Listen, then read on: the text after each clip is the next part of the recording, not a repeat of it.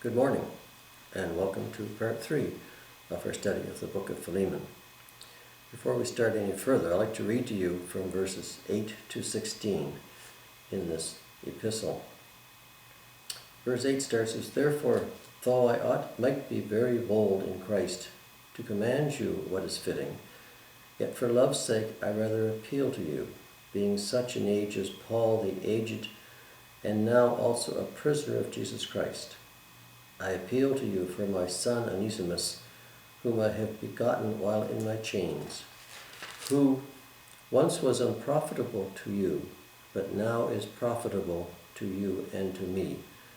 I am sending him back. You therefore receive him, that is my own heart, whom I wish to keep with me, that on your behalf he might minister to me in my chains for the gospel. But without your consent I wanted to do nothing, that your good deed might not be by compulsion, as it were, but voluntary. For perhaps he departed for a while for this purpose, that you might receive him forever, no longer as a slave, but more than a slave, a beloved brother, especially to me, but now much more to you, both in the flesh and in the Lord." This is Paul's plea to Philemon to receive Onesimus back into his family and into his household.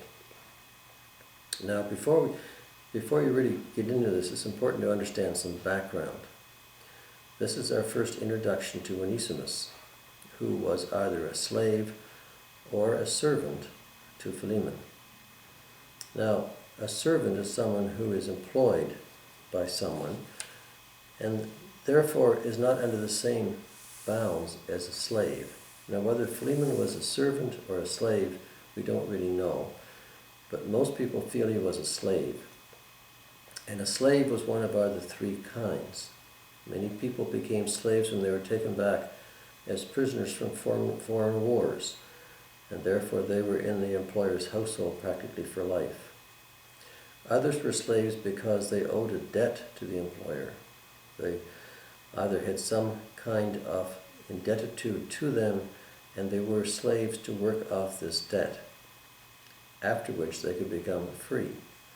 And some people remained as a slave or as a servant after they became free in the form of a bond slave or bond servant, even though they actually were free to go. So we don't know exactly what category Onesimus was in. We don't have much background on Philemon or on what really happened. But for some reason, Onesimus was absent from Philemon without permission or without due cause. Some people say he stole something and therefore was on the run. Others say he had an argument, had some kind of dispute with Philemon, and therefore was absent. It's been also said that he left on some mission but just failed to return. But whatever the actual cause was, the actual scenario turns out to be this, that he was indebted to in some way to Philemon, was gone without permission, and during this period of being gone found Paul and contacted Paul.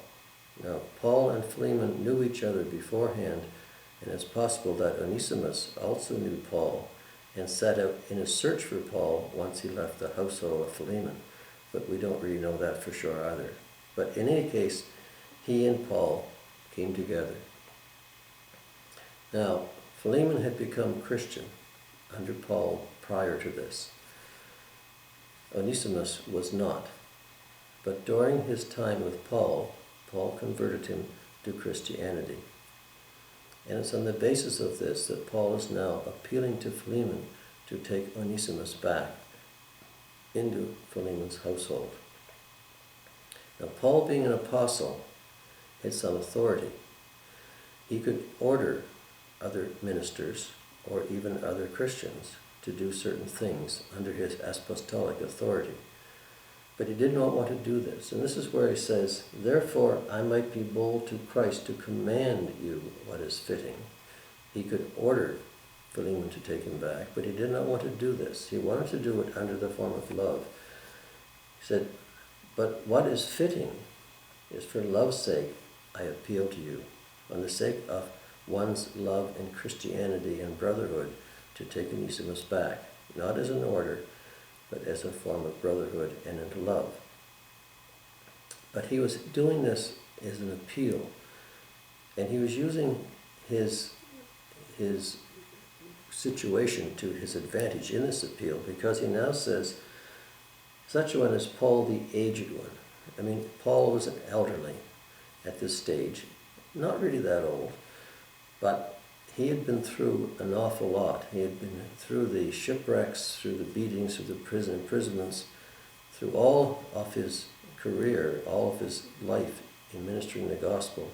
So he was really older than his physical age was stated, because many people feel he was in the vicinity of 60, 65 years when he wrote this epistle. But he says that Paul the aged, I've been in Christ's service for a long time. I am now old, and now I am a prisoner because of the gospel of Christ. So he's appealing to Philemon's sense of responsibility in Christianity as a means of taking Onesimus back. So he says, I appeal to you as Paul the aged, and now also a prisoner of Jesus Christ. And I appeal to you for my son, Onesimus. Because Paul had now converted Onesimus to Christianity, he considered him like his son.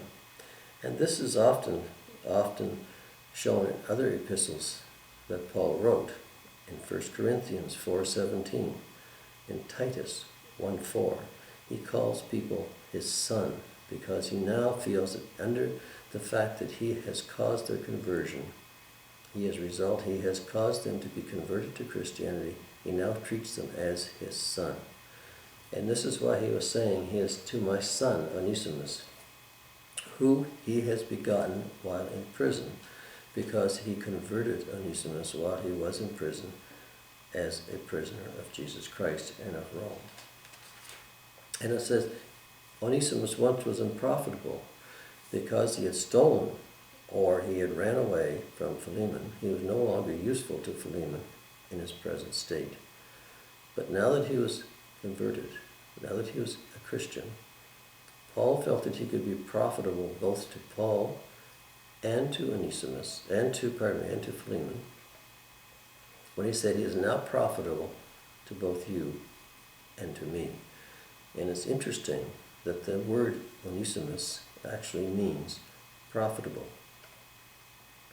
So he felt now that Onesimus was a Christian, now that he had been converted, that he could be much more profitable, much more useful, both to Paul, who was in prison, and to Philemon, who was head of the household. So he says, I'm sending him back. He's not ordering him back, but he's sending him back. And he says, you therefore receive him. He's asking Philemon to accept him back, because Onesimus now had Paul's own heart. Paul felt so close to this man, so involved with him, that he felt that that Philemon would receive him back. It would be like receiving Paul back himself, like receiving my own heart. He also admits that he would like to keep Onesimus with him, because Onesimus apparently had become a fair minister, had become a fair one to minister, and Paul wanted Onesimus to minister to him in prison and to help him with his work. So he says he would be profitable both to you, Philemon, and to me. But I would like to keep him myself, but I'm sending him back because I want your voluntary consent to, one, receive him, and secondly, to let him minister with me if that is your will, if that is your wish. So I want to keep him with me, but on your behalf, he might minister to me in my chains for the people.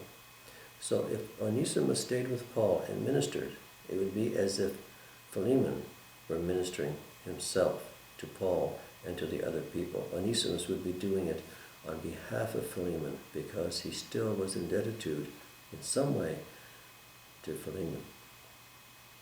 But he did not want to do it. He did not want this to be done without Philemon's voluntary acceptance and voluntary consent of Onesimus' actions. He said, but without your consent, I wanted to do nothing. That your good deed might not be by compulsion, not be because you were ordered to, not because you felt you had to, but it was truly voluntary. It was truly within your own wishes. Then he says, it may be so that this whole scenario, that this whole project of Onesimus being gone, of his being absent from your household, of being seen and found by myself, meeting with myself, being converted, this all was in a greater plan. This all was in a plan from God, that you might then receive him back, not as another slave or as a servant, as he left, but now as a brother in Christ, now as a fellow Christian. And this would make all the difference in the world. Because you see, slaves when they ran away, or servants when they ran away, were under duress of penalty. The Greeks had a law which had been adopted by Rome, that if a slave ran away, was absent, and went to an altar anywhere, even an altar in a house, he could seek sanctuary. However, the head of that altar, the head of that house, was therefore responsible for the slave, and responsible to pay the master of the slave every day for the wages that the slave would have earned for the master had he been in the house. So therefore, the tendency was for people to send these people back to their owners, or if not, they could be sold and the money given to the owner of the slave. This was the Greek law that Rome had adopted. There was also a law in Roman law that if a slave returned to the master, or the master was able to obtain the slave back, that they could then punish the slave without any legalities, any trials, any formalities. And this punishment could be even up to death. And people were crucified and put to death for reasons much less than running away from the master. So this is there's this little scenario which Paul's have to be thinking about. So therefore he says, perhaps this separation from you was God's plan, so that Onesimus could be converted and then minister to me and to others on your behalf, and that you might receive him back then no longer as a slave or as a servant, but as a brother, and therefore a beloved brother, okay, to both me and to you, both now in this world, in this flesh, and then forever in the Lord. This is an appeal which Paul is making to Philemon, and a very delicate, gentle, persuasive, a very definite appeal that Paul is making to Philemon to accept this servant, this slave back, no penalties, and to accept him back no longer as a slave, no longer as someone inferior to Philemon, no longer just someone in Philemon's employ, but as a brother, as a fellow Christian, as a fellow worker towards Christ.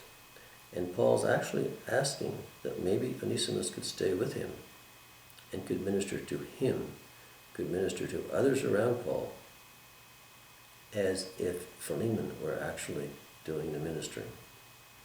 So this is a gentle appeal.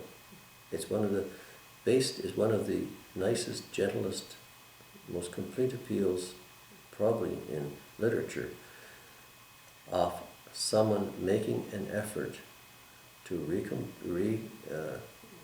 reunite a servant, a slave with his master in a way which will change the relationship between the two forever. So that's the end of the session for today. It's an interesting little session about how Paul is working to get Philemon to accept Onesimus back. And next time we'll look at his encouraged obedience. So that's all for today. Thanks for watching. Hopefully see you next time. Bye for now.